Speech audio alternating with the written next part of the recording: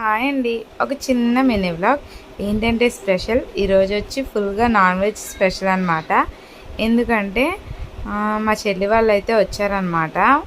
ఇక వాళ్ళ కోసం అని చెప్పి ఇక లంచ్కి అయితే చికెన్ కర్రీ, అలాగే వైట్ రైస్, ఇంక ఇక్కడైతే మ్యారినేట్ చేసి పెట్టాను లెగ్ పీసెస్ని, అలాగే లివర్ ఫ్రై చేశాను.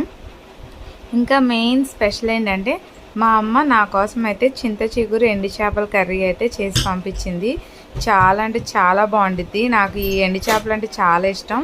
ఏంటంటే ఇక్కడ పెద్దగా మేము కుక్ చేసుకోము, నాకు అంతగా రాదని చెప్పి ఇక్కడైతే మా అమ్మ నా కోసం చేసి పంపించింది అనమాట.